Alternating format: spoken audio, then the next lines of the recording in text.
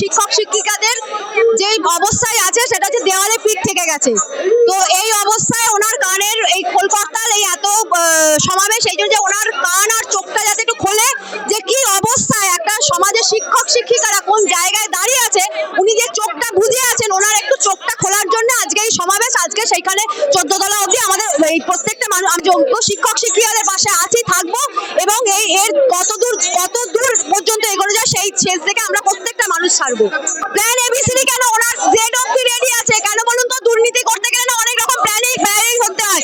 আজকে যোগ্য যারা শিক্ষক শিক্ষিকারা যে বিনা অপরাধে শাস্তি পাচ্ছে, আর উনি ওখান থেকে প্ল্যান এবিসি, ওনা বললাম তো যে দুর্নীতি করতে গেলে না প্ল্যান এবিসি নয়, জেড অবধি ভাবা থাকে ওনার।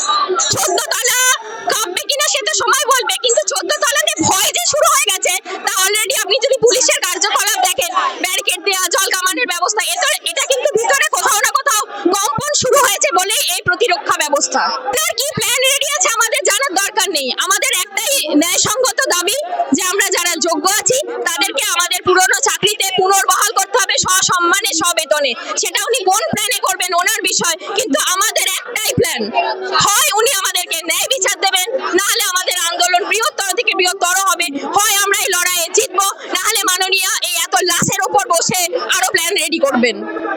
পরীক্ষা দেবেন না? পরীক্ষা দিতে আমরা কেউ ইচ্ছুক নই, তার কারণ একই পদের জন্য, একই চাকরির জন্য, যেটা অলরেডি আমরা 7 বছর ধরে করছি, এবং যেখানে আমরা বারংবার বিভিন্ন স্টেপে আমাদের যোগ্যতার প্রমাণ দিয়েছি, সেই একই যোগ্যতার পরীক্ষা কেন দেব? কিন্তু আমাদেরকে বাধ্য করা হচ্ছে পরীক্ষা দেওয়ার জন্য, ফর্ম ফিল আপ করবার জন্য। প্রশাসন কি করবে না করবে তার জন্য আমাদের এই দাবি দাওয়াগুলো তুলে ধরা উচিত।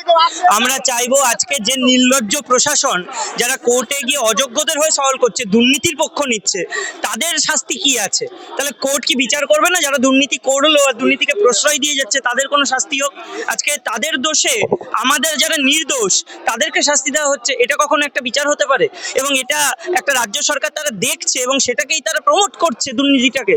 এটা দিনের পর দিন চলতে পারে, একটা সামাজিক অবক্ষয় নয় কি? সঠিক প্রশ্ন করেছেন। ব্যাপারটা তো এরকমই দাঁড়াচ্ছে যে যিনি প্রমোট করছেন দুর্নীতিটাকে তাদেরকে তো এই প্রশ্নটাই করা হবে। বিচার কেন? বিচার ব্যবস্থা প্রশ্ন করছে শুধু। আমরা চাইছি শাস্তিটা দেওয়া হোক। শাস্তি কোথায়?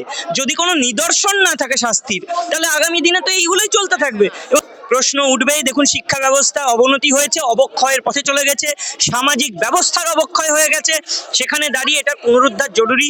প্রশাসন যদি এখনো না বোঝে যে ভুলগুলো তারা করেছে সেগুলোকে রেকটিফাই করে নতুন করে সমাজ ব্যবস্থাটা গড়ে তোলা দরকার। দেখুন, শিক্ষামন্ত্রী সত্যিই নিখোঁজের মতোই, কারণ আমরা যেখানে রাস্তায় পড়ে আছি, আমরা এতগুলো দাবি দিনের পর দিন করছি, এত বড় অনশন হয়ে গেল, কোথায় শিক্ষামন্ত্রী, কোথায় মুখ্যমন্ত্রী? কোনোদিন দেখা করেছেন?